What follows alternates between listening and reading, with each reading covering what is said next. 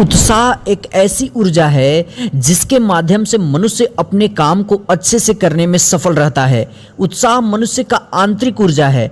जिस तरह किसी वाहन को चलाने के लिए ईंधन की आवश्यकता होती है, उसी तरह मनुष्य को अपने जीवन में कुछ बड़ा करने के लिए उत्साह की जरूरत होती है। वाल्मीकि द्वारा रामायण में कहा गया है कि उत्साह में बड़ा बल होता है। उत्साह से बढ़कर अन्य कोई बल नहीं है। उत्साही व्यक्ति के लिए संसार में कोई वस्तु दुर्लभ नहीं है। अब हम लोग जानने का प्रयास करेंगे कि उत्साह होता क्या है। साधारण बोलचाल की भाषा में अगर कहा जाए तो उत्साह एक प्रकार का आंतरिक गुण है।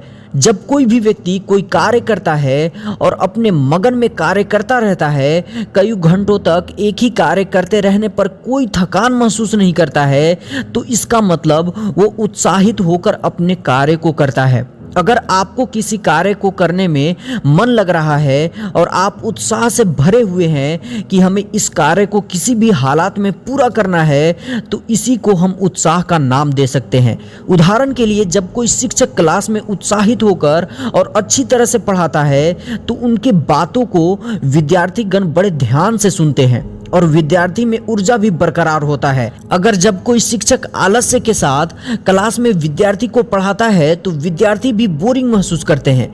इससे आप अंदाजा लगा सकते हैं कि उत्साहित होना हमारे जीवन में कितना मायने रखता है। अब हम लोग बात करेंगे कि उत्साह को कैसे बढ़ाया जाए। उत्साह बढ़ाने के लिए आप लोगों के साथ मैं 3 बातें शेयर करूंगा जो आपके लिए बहुत ही उपयोगी है।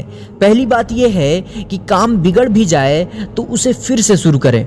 आजकल क्या होता है कि कई लोग एक बार असफल होने के बाद फिर उस काम को करते ही नहीं हैं। अपने किस्मत को ब्लेम करते हैं कि मेरा किस्मत ही खराब है। मैं उन लोगों से कहना चाहूँगा कि आपका किस्मत खराब नहीं है, बल्कि आपका आदत ही खराब है कि कोई भी कार्य में असफल होने के बाद आप उसे दोबारा प्रयास करना ही नहीं चाहते हैं। सन 1914 में थॉमस एडिसन की फैक्ट्री जल गई थी। उस समय उनकी उम्र 67 साल की थी। एडिसन जवान नहीं रह गए थे। इसके बावजूद अपनी जिंदगी भर की मेहनत को धुआं बनकर उड़ते हुए देखकर उन्होंने कहा, यह बर्बादी बहुत कीमती है। हमारी सारी गलतियां जलकर राख हो गई।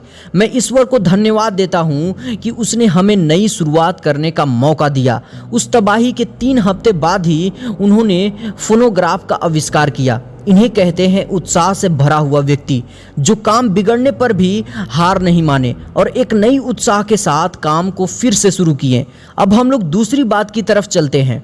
कुछ समय प्रकृति के साथ बिताएं। जब आप किसी अच्छे वातावरण में घूमने जाएंगे तो आपका मन भी अलग अलग सकारात्मक भावनाओं को सोचने पर मजबूर हो जाएगा। इसलिए आप कुछ पल प्रकृति के बनाए चीजों के साथ बिताएं, क्योंकि इंसान अच्छे वातावरण में रहकर अपने सोचने की क्षमता को बढ़ा सकता है। प्रकृति के साथ समय बिताना बहुत अच्छा होता है, क्योंकि प्राकृतिक चीजें हमें बहुत कुछ सिखाती है। उदाहरण के लिए, जब कोई नदी अपनी गति के अनुसार बहती रहती है तब वो अपने उत्साह को प्रदर्शित करने का कार्य करती है। नदी के सामने कितना भी बड़ा पत्थर क्यों ना आ जाए, फिर भी वो अपनी रास्ता ढूंढ ही लेती है। अंत में वो समुद्र में जाकर मिलती है। दोस्तों, जिस प्रकार से नदी अपना रास्ता खुद ढूंढ लेती है, उसी प्रकार से आपको भी उत्साहित होकर अपने कार्य को अच्छी तरह से करने का प्रयास करते रहना चाहिए। एक न एक दिन आप अपने लक्ष्य तक जरूर पहुंच जाएंगे। तीसरी बात यह है कि मोटिवेशनल कंटेंट पढ़ने की कोशिश करें।